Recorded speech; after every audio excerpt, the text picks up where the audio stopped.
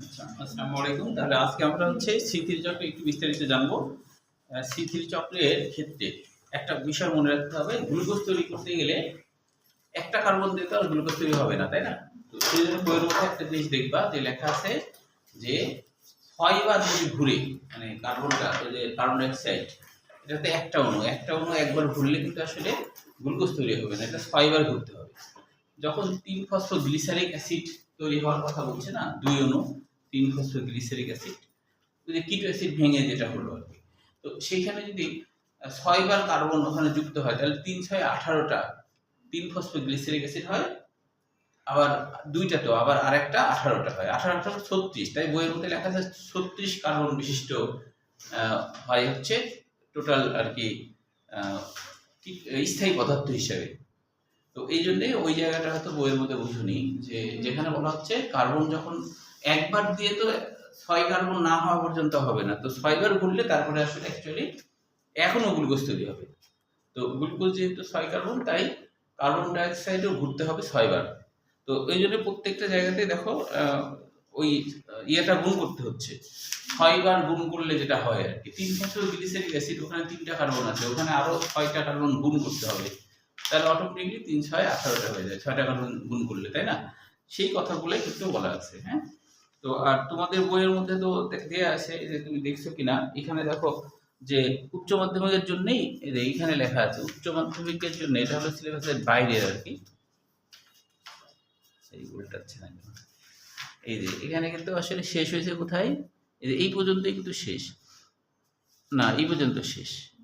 আর এটা হলো উচ্চ মাধ্যমিক মানে অনার্সের জন্য। হ্যাঁ, তো অনেক সময় পরীক্ষায় কিন্তু এটাও আসে, ধরো এই পরীক্ষা অনেকবার এটা আসছে শুধু চিনি তৈরি প্রক্রিয়া, তাহলে কিন্তু এটা পুনরুদ্ধার পর্যন্ত আর দরকার নেই, অর্থাৎ চিনি তৈরি হয়ে গেল এই পর্যন্ত দেখালেই শেষ, বুঝা গেল কি?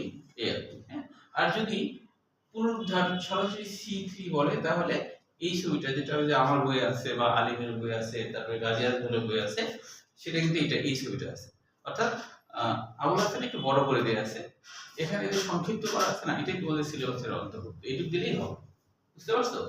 তবে তোমাদের বইটাও কিন্তু না বোঝার কিছু না, দেখো ওখানে কিন্তু যে যেটা বলা হচ্ছে আর কি, এই ফ্রুক্টোজ 1,6 বিসফসফেট, তাই না, এর সাথে এটার বিক্রিয়া ঘটে, মানে তাহলে তো 9 কার্বন বিশিষ্ট হচ্ছে, তাহলে একটা 5 কার্বন বিশিষ্ট যৌগ তৈরি করলো আর একটা 4 কার্বন বিশিষ্ট যৌগ গঠিত হলো, তাই না? তো সেই কথাই কিন্তু এখানে দেখো লেখা আছে, দেখো এই যে ছকের মধ্যে, এদিকে ছকে একটু তাকায় দেখো, এই যে ছক, দেখো এখানে হলো একটা হলো ইরিথ্রোস 4 কার্বন হলো, আর একটা হলো জাইলেলোস 5 কার্বন, তাহলে 4 আর 5 9। দেখো ফ্রুক্টোজ 6 ফসফেট, এই যে ফ্রুক্টোজ এর সাথে কিন্তু একটা এটা একবার এটার গুণ হচ্ছে 3-ফসফোগ্লিসালডিহাইড, এই দুইটার গুণ হলে মোট 9 কার্বন হয় না, এটা 6 এটা 3, 9 হয়। তো সেই 9টা ভাগ করছে কি, একটা 4 আর একটা 5, এটা বুঝতে পারছো কি না? দেখো এখানে দেখো যে পুনরুদ্ধার করার সময় রাইবোজ 1,5 বিসফসফেট পুনরুদ্ধার করার সময় কি হয়, এই যে ফ্রুক্টোজ 6 ফসফেট আছে না, এটার সাথে এটার গুণ হয়, তাহলে এটার সাথে যদি এটার গুণ হয় তাহলে মোট 9 কার্বন হয়। এই 9 কার্বনের একটা হলো ইরিথ্রোস 4 ফসফেট আর একটা হলো জাইলেলোস 5 ফসফেট।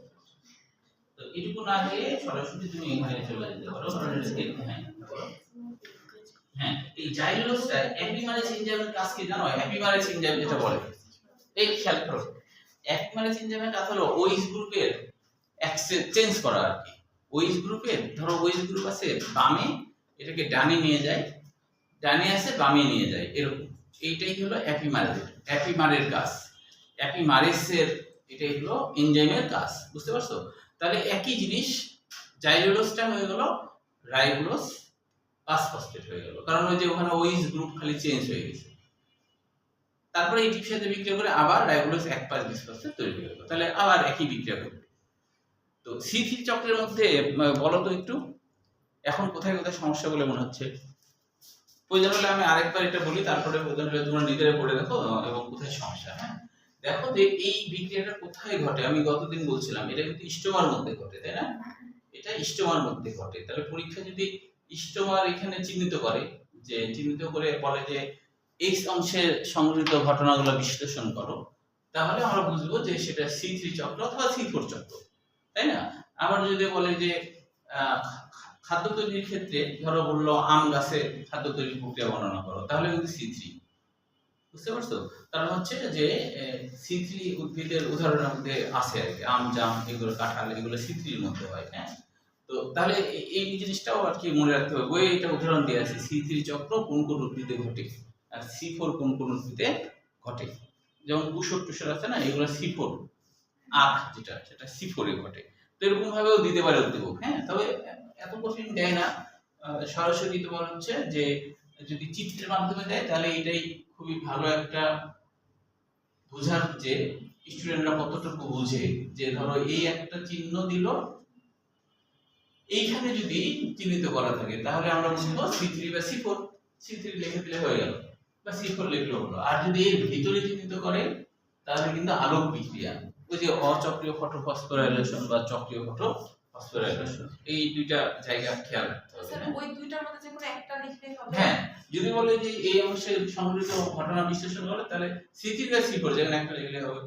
এখানে যদি এইখানে চিহ্নিত করে যদি বলে যে এই অংশে সংঘটিত ঘটনা বিশ্লেষণ করো তাহলে অচক্রীয় বা চক্রীয় যেকোনো একটা দিলেই হলো, উল্লেখ না করলে। হ্যাঁ, উল্লেখ না করলে যেকোনো একটা দিলেই, দুইটা একটা একটা করে লেখা দিলে তো বেশি। হ্যাঁ সেটাও ভালো, 1.5 পৃষ্ঠা হয়ে যাবে, অল্প অল্প লিখে দিলেও হবে। তবে তুমি একটা দিলেও দোষ নাই, তুমি বলবা যে অচক্রীয় এবং চক্রীয় দুইটা ভাবে এখানে দুইটা বিক্রিয়া ঘটে, অচক্রীয় ফটোফসফোরাইলেশন হয় আর চক্রীয় ফটোফসফোরাইলেশন হয়। এটা তুমি বললা, নিচে অচক্রীয় ফটোফসফোরাইলেশনের ঘটনা দেওয়া হলো, তাহলে যথেষ্ট। আবার এখানে ধরো বললো যে এখানে চিহ্নিত করে বললো যে এই অংশে যে ঘটনাগুলো ঘটে বিশ্লেষণ করো। তুমি বললা ইষ্টমাতে সাধারণত কি হয়, অন্ধকার পর্যায়ে ঘটে বা আলোক নিরপেক্ষ পর্যায়ে ঘটে, এবং আলোক নিরপেক্ষ পর্যায়ে শর্করা তৈরি হয়। আর এই শর্করা তৈরির পর্যায়কে প্রধানত দুইটা ভাগে ভাগ করা হয়। যেহেতু CAM এটা সিলেবাস বহির্ভূত, তাহলে তুমি তোমার বই অনুযায়ী লিখো প্রধানত লিখলে মানে আরো থাকতে পারে, কিন্তু প্রধান একটা C3 এবং C4। আমি এখানে C3 চক্রের মাধ্যমে শর্করা তৈরির প্রক্রিয়া দেখাচ্ছি, অথবা আমি এখানে C4 চক্রের মাধ্যমে শর্করা তৈরির প্রক্রিয়া দেখাচ্ছি, যেকোনো একটা দিলে হয়ে গেল। বুঝা গেল কি? মানে ধরতে হবে উদ্দীপকটা, সমস্যা আছে কিনা। ইভেন C3 চক্র তুমি তো দেরিতে চলে আসলা, আবার একটু আলোচনা করলাম। আচ্ছা, আরেকবার একটু দেখো যে এমনি মুখে মুখে আলোচনা করছিলাম, এখন আবার দেখো।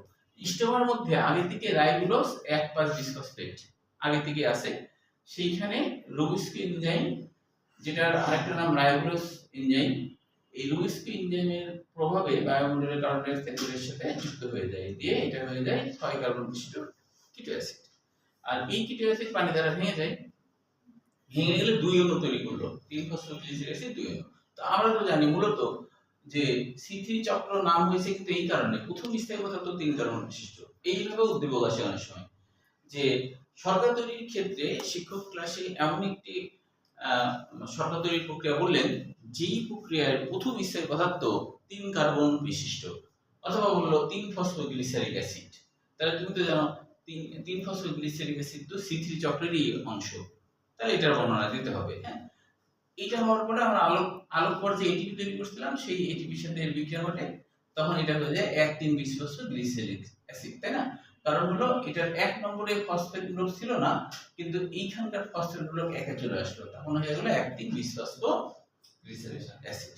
তারপরে হলো আবার আলোক পর্যায়ে NADPH2 তৈরি হয়েছিল, সেটার সাথে এর বিক্রিয়া ঘটে, যার জন্য এটা হয়ে যায় 3-ফসফোগ্লিসালডিহাইড। এখানেও কিন্তু দেখো এখনো ফসফেট গ্রুপ বের হয়ে গেছে, বের হয়ে NADPH সাথে যুক্ত হয়েছে, তাই না? আর এটা তো ভেঙে গেছে, এটার হাইড্রোজেন আবার এর মধ্যে ঢুকে গেছে, যার জন্য এটা হয়েছে অ্যালডিহাইড গ্রুপ, তাই না? অর্থাৎ হলো 3-ফসফোগ্লিসালডিহাইড তৈরি হয়েছে। এখন আইসোমারেজ এনজাইমের প্রভাবে এটা দ্বারা বারবার রূপান্তরিত হতে পারে। আবার অ্যালডোলেজ এনজাইম কি করে, মাঝে মধ্যে এদেরকে আবার একীভূত করে ফ্রুক্টোজ 1,6 বিসফসফেট তৈরি করে ফেলে। এবার হচ্ছে যে ফ্রুক্টোজ 1,6 বিসফসফেট সরাসরি গ্লুকোজ, চিনি বা শর্করা তৈরি করতে পারে, আবার কিছু সংখ্যক ফ্রুক্টোজ 1,6 বিসফসফেট 3-ফসফোগ্লিসালডিহাইডের সাথে বিক্রিয়া করে, এখানে কিন্তু ফোঁটা দেওয়া আছে, অনেকগুলো বিক্রিয়া ঘটে। তোমরা জানো আবুল হাসান স্যারের বইয়ে যেমন লেখা আছে এরিথ্রোস আর জাইলোস। এরিথ্রোস 4 কার্বন বিশিষ্ট আর জাইলোস হচ্ছে 5 কার্বন বিশিষ্ট। তাহলে কি এটা হলো 6 কার্বন, এটা 3 কার্বন, তাহলে তো 9 কার্বন হচ্ছে, তাই না? একটা 5 কার্বন বিশিষ্ট যৌগ তৈরি করলো আর একটা 4 কার্বন বিশিষ্ট, 4 কার্বন হলো এরিথ্রোস। তবে ওটা সিলেবাসের বহির্ভূত বলে আমার বইয়ে দিইনি বা এই ছবিতেও দিইনি। হ্যাঁ, বুঝতে পারছো? আচ্ছা, তাহলে হচ্ছে এটা ফটোফটোতে ডাইরেক্ট রাইবোলোজ 5 ফসফেট, এটিপির বিক্রিয়ায় আবার হয়ে গেল রাইবোলোজ 1,5 বিসফসফেট, আবার একই বিক্রিয়া করছে। তবে মনে রাখতে হবে একটা গ্লুকোজ তৈরি করতে গেলে 6টা কার্বন লাগবে। তাই এখানে কি হয়, কার্বন ডাই অক্সাইড এখনো কার্বন ডাই অক্সাইড কিন্তু এখনো গ্লুকোজ তৈরি করতে পারবে না। ওই জন্য বইয়ে দেখবা হিসাবে লেখা আছে যে 6 বার যদি এর মধ্যে মুভ করে তাহলে কিন্তু একটা গ্লুকোজ তৈরি হবে। তো সেজন্যই এখানে দেয়া আছে 3 ফসফোগ্লিসারিক অ্যাসিড, এখানে 3 কার্বন, আর এখানে যদি 6টা কার্বন আবার এর সাথে যুক্ত হয় তাহলে 3 6 18, 3 6 18, তাহলে 3 6 18, তাহলে 18 ফসফোগ্লিসারিক অ্যাসিড, আর টোটাল কিন্তু হয় এটা 2 অণু, তাহলে কি 36 কার্বন বিশিষ্ট যৌগ তৈরি হয়। 36 কার্বন বিশিষ্ট যৌগ তৈরি হয়। বুঝতে পারছো? অনেক বেশি বেশি তৈরি হয়। তারপরে হচ্ছে প্রত্যেকটার সাথে এটিপির বিক্রিয়াতে কিন্তু এই একই কাহিনী ঘটে, এখানে একবার দিয়ে দেখানো হয়েছে আর কি, তাই না? তাহলে কিছু সংখ্যক তো অনেক পর্যাপ্ত তৈরি হয় এইগুলা, কিছু সংখ্যক তো চিনি তৈরি ব্যাহত হয়, আর কিছু সংখ্যক ফ্রুক্টোজ 1,5 বিসফসফেট এইটার সাথে বিক্রিয়া করে এই ঘটনাগুলো ঘটে। বুঝতে পেরেছো কি? আচ্ছা, আগামী পরীক্ষা দিবা তাহলে এগুলো সৃজনশীল হিসেবে থাকবে কিন্তু। হ্যাঁ, আরো ভালো করা হবে, বাসায় করবা। রবিবারের পরীক্ষা, এটা আজকে যেটা হবে রবিবার পরীক্ষা। কালকে তো পরীক্ষা আছে। হ্যাঁ, কালকে তো পরীক্ষা আছে 8 অধ্যায়, আর রবিবারে তো এটা, তাও তো একদিন পরে, শনিবারে তো না, তাই কি না? আচ্ছা, দেখো শুক্র শনি তো এমনি ছুটি থাকে, তাহলে বাড়িতে বেশি পড়তে পারবে। স্যার শুক্রবারে সবচেয়ে বেশি প্রায় বেশি প্রায় থাকে না, ছুটির দিন সবগুলা একসাথে থাকে। সবগুলো একসাথে থাকে। আচ্ছা আচ্ছা, তাহলে এবার আমরা চলে আসি C4 এর ক্ষেত্রে। দেখো C4টা আরো সোজা, অনেক ছোট্ট করে লেখা আছে।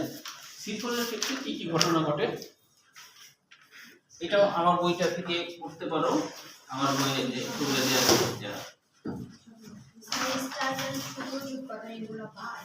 হ্যাঁ, এগুলো আসে না পরীক্ষায়। হ্যাঁ, বৈশিষ্ট্য পর্যন্ত। ও হ্যাঁ, বৈশিষ্ট্য তো দিতে হবে, আমি সেটা বলছি কারণ এটা মানে এই পর্যন্ত एग्जाम হবে তাহলে আজকে আমরা যেটুকু পর্যন্ত শেষ করব সেইটুকু। আজকে আমরা যেটুকু পর্যন্ত। আচ্ছা, এখানে কিন্তু C3 চক্রের যে বৈশিষ্ট্য আছে এগুলো কিন্তু খুবই গুরুত্বপূর্ণ, এগুলো পড়তে হবে এমসিকিউর জন্য। হ্যাঁ, যেমন C3 উদ্ভিদ কাকে বলে এটা জ্ঞানমূলক কোশ্চেন হিসেবে আসতে পারে। আর এখানে দেখো C3 উদ্ভিদের বৈশিষ্ট্যের 2 নম্বর প্যারা, যে কোথায় কোথায় ঘটে এটা নিয়ে, যে সকল শৈবাল, ব্রায়োফাইটা, টেরিডোফাইটা, নগ্নবীজীবদের সালোকসংশ্লেষণ প্রদর্শন করা হয়েছে তার সবগুলো হলো C3 চক্র, তাহলে এটা মনে রাখতে হবে। আর তারপরে গুরুত্বপূর্ণ এমসিকিউর জন্য 4 5 6 9 এগুলো খুব গুরুত্বপূর্ণ আসছে আর কি। হ্যাঁ, তবে স্টার্চ গ্লুকোজ উৎপাদন, স্টার্চ সুক্রোজ উৎপাদন এটা সিলেবাস বহির্ভূত। তবে এখানে একটা কথা মনে রাখতে পারো, সেটা হলো যে ওই যে ফটো রেসপিরেশন, যেটা আমরা আগেও বলেছি, ফটো রেসপিরেশন বা আলোক শোষণ কাকে বলে, এটা কিন্তু জ্ঞানমূলক কোশ্চেন হিসেবে আগেও ছিল আর কি, এটা মুখস্থ রাখতে হবে। ফটো রেসপিরেশন, যদি আলোর সাহায্যে সালোক সংশ্লেষণ বন্ধ হয়, অনেক সময় বেশি আলো চলে আসলে, তাপমাত্রা বেড়ে গেলে এনজাইমগুলো কাজ করে না, তখন সালোক সংশ্লেষণ না হয়ে শ্বসন করতে শুরু করে দেয়, এটাই হলো ফটো রেসপিরেশন। আচ্ছা, এখানে একটা কথা আছে, এটা সম্পর্কে জানো যে গ্লাইকোলেট, দেখো যে 6 নম্বর লাইনে আছে গ্লাইকোলেট। এই যে এখানে বলছে যে কার্বন ডাই অক্সাইড পরিবর্তে অক্সিজেনের সাথে বিক্রিয়া ঘটে এবং 2 কার্বন বিশিষ্ট গ্লাইকোলেট তৈরি হয়। মানে এই যে আমরা যেটা দেখছিলাম কার্বন ডাই অক্সাইড তোমার বিক্রিয়া ঘটায় যে 3 ফসফোগ্লিসারিক অ্যাসিড তৈরি করে, তাই না? এখন কার্বন ডাই অক্সাইড তার ঢুকছে না, শ্বসন হচ্ছে, তখন তো অক্সিজেন ব্যবহার হবে। তখন অক্সিজেন ব্যবহার হলে 3 ফসফোগ্লিসারিক অ্যাসিড হবে না, তখন হয়ে যাবে কি কার্বনের সংখ্যা তো বাড়ার কোনো সুযোগই নাই, তখন হয়ে যাবে 2 কার্বন বিশিষ্ট একটা যৌগ যার নাম গ্লাইকোলেট। গ্লাইকোলেট নাম হয়েছে আসলে যে গ্লুকোজের পরিবর্তে তৈরি হয়েছে, এজন্য নাম হচ্ছে গ্লাইকোলেট। গ্লাইকোলেট মূলত এর সংকেতটা কিন্তু এরকম যে C2H4O2, এটা হলো গ্লাইকোলেট, এটা হলো গ্লাইকোলেট, যেটা হাইড্রক্সি মনোকার্বক্সিলিক অ্যাসিডও বলা হয়, এটা আরেকটা নাম হলো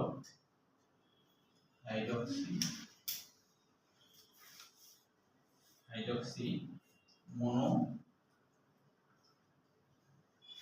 কার্বক্সিলিক অ্যাসিড বলা হয়। লাগবে না যদিও, হ্যাঁ এমনি জেনে রাখলা তাই। আচ্ছা এখন দেখো ফটো রেস্পিরেশন এবং শ্বসন, এটা ক্ষয়ের জন্য পড়বে যেগুলো তিনটা পার্থক্য। তারপরে যে C4 চক্র, C4 চক্রের মধ্যে আগে একটু বুঝে নিই। C4 চক্রটা খুবই সহজ। দেখো C4 চক্রে কি কি ঘটনা ঘটে। C4 চক্রে কিন্তু দুইটা কোষ ব্যবহার হয়। C4 চক্রে দুইটা কোষ ব্যবহার হয়, একটা কোষে C4 চক্র চলে না।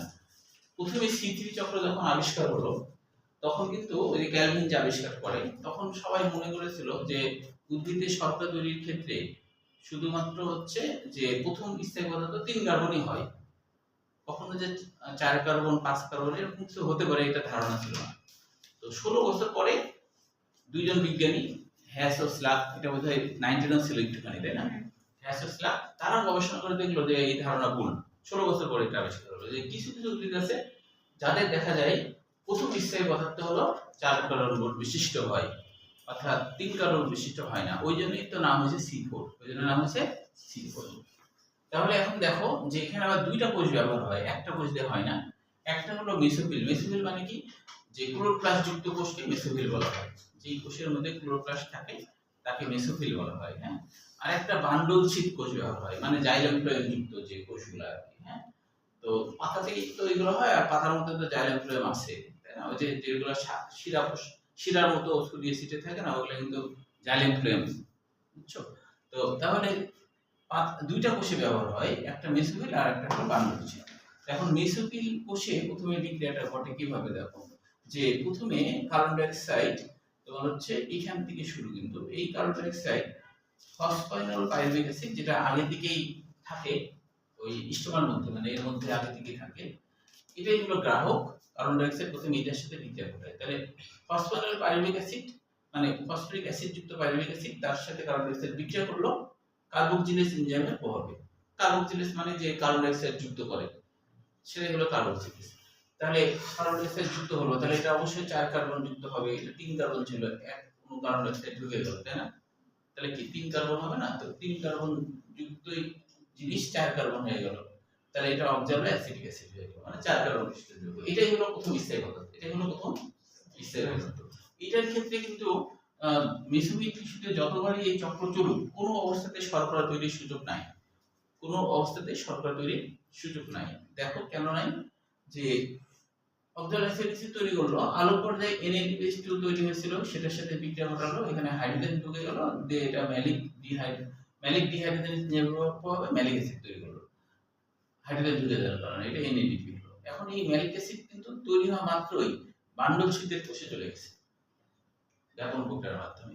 তো চলে যাওয়ার পর দেখো ডি কার্বক্সিলেজ, ডি মানে তো মুক্ত, মানে কার্বন ডাই অক্সাইড মুক্ত করে দেওয়া তাই না, ডি কার্বক্সিলেজ এনজাইমের প্রভাবে ম্যালিক অ্যাসিড দেখো যে পাইরুভিক অ্যাসিডে পরিণত হয়ে গেছে, এটা 4 কার্বন, এক কোনো কার্বন ডাই অক্সাইড চলে গেলে তো এটা 3 কার্বনই হবে। কিন্তু বিক্রিয়া ঘটে NADP-র সাথে, ডি কার্বক্সিলেজ এনজাইমের প্রভাবে NADP-র সাথে বিক্রিয়া ঘটে, তখন এখানকার হাইড্রোজেন বের হয়ে আসে, এটা NADPH2 তৈরি করে, আবার এখনো কার্বন ডাই অক্সাইড চলে যায়, এটা হয়ে যায় পাইরুভিক অ্যাসিড। এখন দেখো এই যে কার্বন ডাই অক্সাইড যেটা বের হয়েছে, এই কার্বন ডাই অক্সাইড কিন্তু আবার মেসোফিল টিস্যুতে যাবে, যদিও এখান থেকে এত দূর দেখানো সমস্যা, কিন্তু ওই কার্বন ডাই অক্সাইড মেসোফিল টিস্যুতে যাওয়া লাগবে, মেসোফিল টিস্যুতে কার্বন ডাই অক্সাইড যায়, সেইখানে কিন্তু এবার তোমার রাইবোজ 1,5-বিসফসফেটের সাথে এই কার্বন ডাই অক্সাইড সরাসরি যুক্ত হতে পারে, ডাইরেক্ট বায়ুমণ্ডলে কার্বন ডাই অক্সাইড যুক্ত হতে পারছে না, কিছু বিক্রিয়ার মাধ্যমে তারপরে যাচ্ছে। তাহলে এখানে কার্বন ডাই অক্সাইড এবার গেল, এবং এখানে যে যা যা ঘটনা ঘটছে C3-তে সবকিছু ঘটার মাধ্যমে গ্লুকোজ তৈরি হলো। তাহলে কি C4 চক্রে কিন্তু শুধু C4 চক্র চললে জেনটিকিত শর্করা তৈরি হবে না, অবশেষে কিন্তু C3 চক্রে চালাতে হবে। এই জন্য উদ্দীপকটিতে এরকম আসে যে C4 চক্রে অবশ্যই C3 চক্র চলে, বিশ্লেষণ করো, তাহলে তার মানে এটাই, বুঝতে পারছো, কারণ এখানে কিন্তু দুইটাই চলে।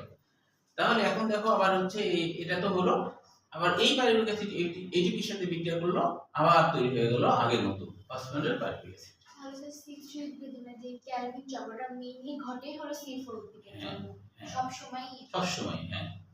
ক্যালভিন চক্রটা ঘটে, তবে কিছু কিছু উদ্ভিদে অবশ্য ঘটে না, মানে কিছু কিছু উদ্ভিদে যেমন যে বললাম যে যেগুলো উদ্ভিদ C3 উদ্ভিদ, হ্যাঁ C3 উদ্ভিদ হলো কার্বন ডাইঅক্সাইড যদি কাজে লাগাতে পারে, এখানে যেমন কার্বন ডাইঅক্সাইড কিন্তু কাজে লাগাতে পারেনি, কার্বন ডাইঅক্সাইড আবার বেরি করে দিয়েছে, যেটা ঢুকাইছিল সেটা বের করে দিল না। তো C3 চক্র তো বের টের করে না, ও বরঞ্চ কাজে লাগায় ফেলে, লাগায় শর্করা তৈরি করে, তাই না? তাহলে এখানে C4 চক্রে যে কার্বন ডাইঅক্সাইড, তোমার কোশ্চেন তুমি যেটা বললে ঠিকই, C4 চক্রে যে কার্বন ডাইঅক্সাইড তৈরি হয় সেটা মূলত C3 কে হেল্প করার জন্য। C4 এ C3 অবশ্যই চলতে হবে, নাহলে শর্করা তৈরি হবে না। তাহলে বলো তো যে এখানে কোনো কোশ্চেন আছে কিনা, বুঝার কিছু আছে কিনা? ইন্তিহা ফাহমিদা বলো তো এইটুকুর মধ্যে। ইন্দিরা তোমার C3 চক্র বুঝতে পারছো? আচ্ছা, সমস্যা হলে আবার বাড়িতে যে পড়তে পড়তে সমস্যা হলে আমাকে কল দিবা, হ্যাঁ, বা মেসেঞ্জারে কল দিবা বা মেসেঞ্জারে কোশ্চেন করবা, ঠিক আছে?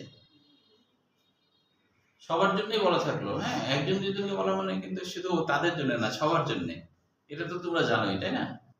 কখনো তুমি নিজেকে একা মনে করবে না, হ্যাঁ, মনে করবা সবসময় আমি তোমাদের পাশেই আছি, তাই কি না? একা মনে করা বলতে তুমি ভাবতে পারো আমি আবার একা কি করে হলাম, আমার আব্বা মা আছে, আমার ভাই বোন আছে, ওই একা তো আমি বুঝাইনি, তাই না?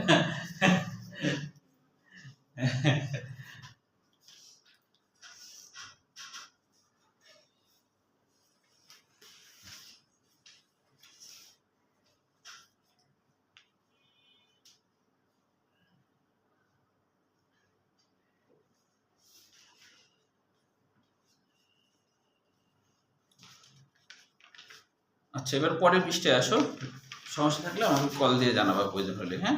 এবার দেখো পার্থক্যটা খুবই গুরুত্বপূর্ণ সৃজনশীল, হ্যাঁ, পার্থক্যটা C3 চক্র C4 চক্র, এই পার্থক্যটা 6টা লিখলে হবে, এটা বয়ের জন্য আসে, যেগুলো 6টা লিখলে যথেষ্ট, হ্যাঁ।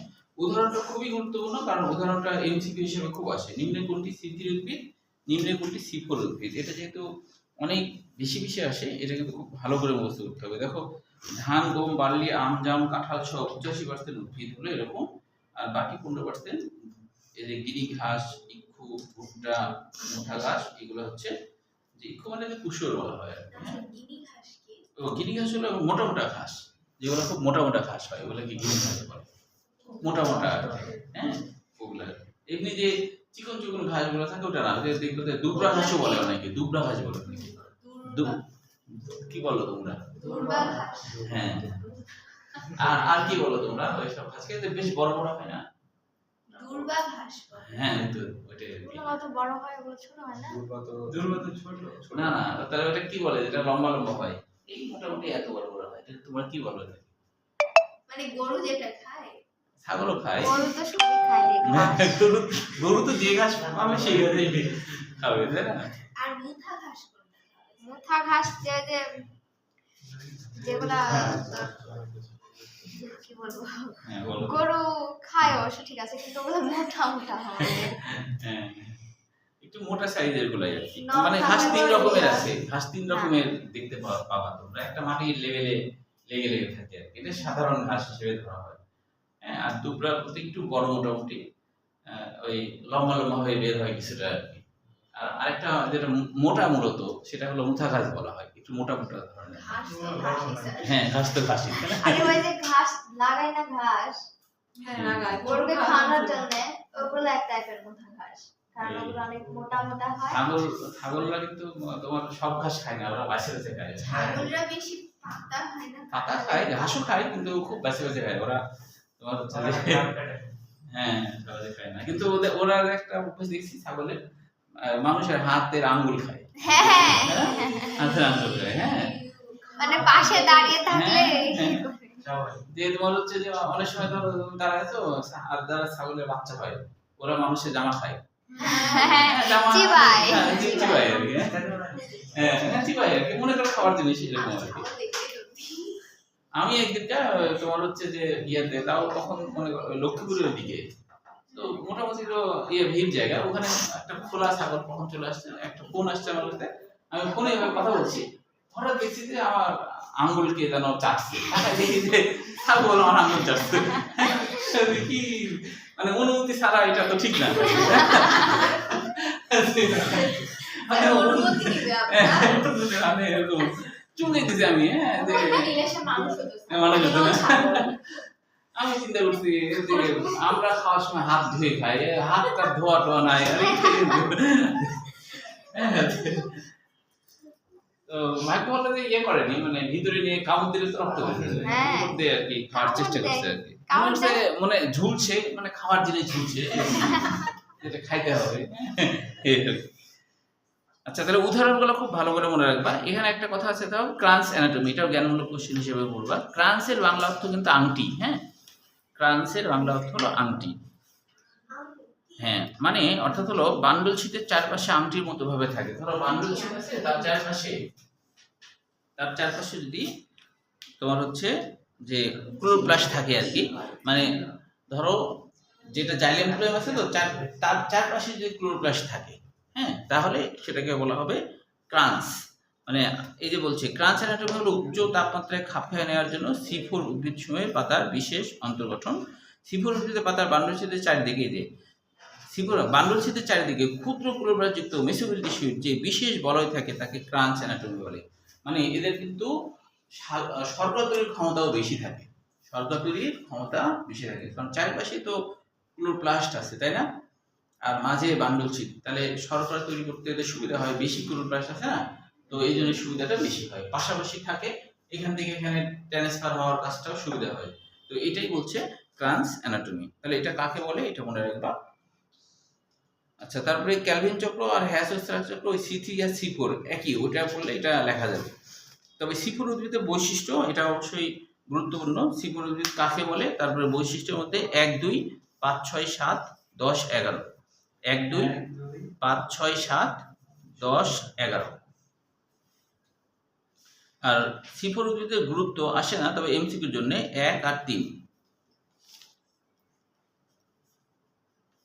আচ্ছা, তাহলে CAM প্রক্রিয়া এটা তো সিলেবাসে নাই আর কি। তো তারপর আরেকটা জিনিস সিলেবাসে নাই, কিন্তু তারপর একবার বোর্ড পরীক্ষা দিয়েছিল, সেটা কি সালোক সংশ্লেষণ প্রক্রিয়া নির্গত অক্সিজেনের উৎস, এটা ভুল করে দিয়েছিল, কিন্তু এটা কিন্তু আসলে সিলেবাসে নাই আর কি। হ্যাঁ, তো সেটা হলো আমি একটু বলি, তাও ওটা ভুল করে দিয়েছে, আর দেওয়ার কথা না, এটা সিলেবাসের বহির্ভূত অংশ। মানে এখানে বলা হচ্ছে কি যে সালোক সংশ্লেষণে যে আমরা অক্সিজেন তৈরি হতে দেখি আর কি, তো সেই অক্সিজেন আসলে কোথা থেকে আসে, এটা নিয়ে হিল নামে একজন বিজ্ঞানী পরীক্ষা করছে, যে কারণ এখানে কার্বন ডাই অক্সাইড ব্যবহার হয়, আবার পানিও ব্যবহার হয়, পানির মধ্যে অক্সিজেন আছে, কার্বন ডাই অক্সাইডের মধ্যে অক্সিজেন আছে, তাহলে অক্সিজেনটা আসলে কোথা থেকে আসে, এটা নিয়ে হিল একটা পরীক্ষা করে, 3টে পরীক্ষা আর কি। একটা পরীক্ষাতে দেখো কার্বন ডাই অক্সাইড, পানি, এটা তো আমরা দেখতে পাচ্ছি যে এখানে অটোমেটিকলি অক্সিজেন তৈরি হচ্ছে, কিন্তু এটা কোথা থেকে আসলো সেটার জন্য এই যে হিল বিক্রিয়া যে পরীক্ষা, দেখো একটা হলো ভ্যান নীল না, একটা হলো হিল বিক্রিয়া, যেটা বলা হচ্ছে প্রথমে হিল এই বিক্রিয়াটা এই পরীক্ষা করছিল, যে কিছু অজৈব জারক তার সাথে পানি, তখন দেখলো এখানে কিন্তু পানির থেকেই যে অক্সিজেন তৈরি হয় তা বোঝা যাচ্ছে, কারণ দেখো এখানে পানি আছে, কার্বন ডাই অক্সাইড কিন্তু নাই, কার্বন ডাই অক্সাইড নাই কিন্তু পানি আছে, এই যে অক্সিজেন ঠিকই তৈরি হয়েছে। আবার দেখো হাইড্রোজেন সালফাইড আর কার্বন ডাই অক্সাইড করতে এখানে কিন্তু দেখো অক্সিজেন তৈরি হয়নি, তার মানে বোঝা গেল কার্বন ডাই অক্সাইড থেকে অক্সিজেন আসে না, আসলে তো এখানে অক্সিজেন তৈরি হতো। তারপরে আরেকজন বিজ্ঞানী সে আবার কার্বন ডাই অক্সাইড আর পানির আইসোটোপ পানি রাখছে, পরে দেখা গেল যে আইসোটোপ যে পানি সেখান থেকেই অক্সিজেনটা আসছে, তার মানে বোঝা গেল আসলে কার্বন ডাই অক্সাইড থেকে অক্সিজেন আসার কোনো সুযোগ নাই।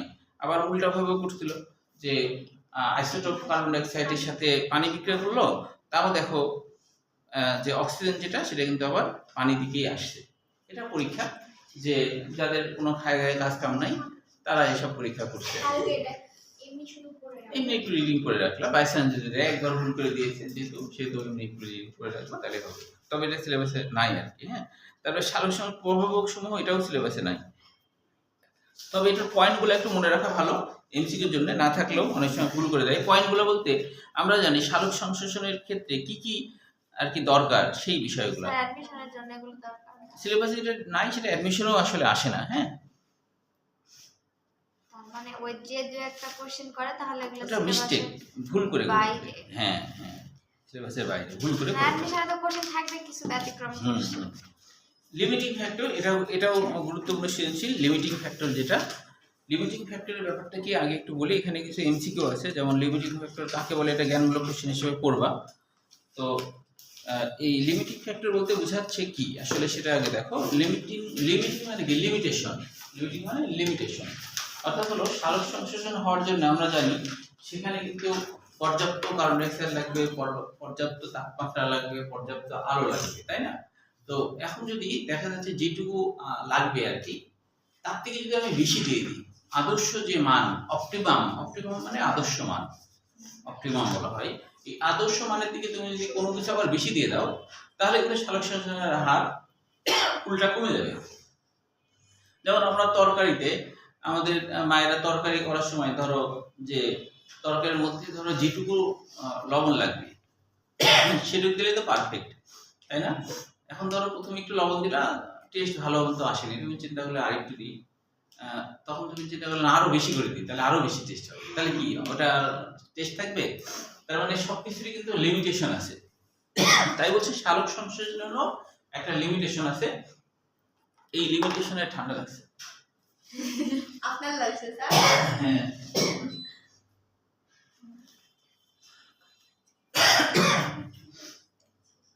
নাক দিয়ে ঠান্ডা বাতাস, নাক ঠান্ডা হয়ে গেছে।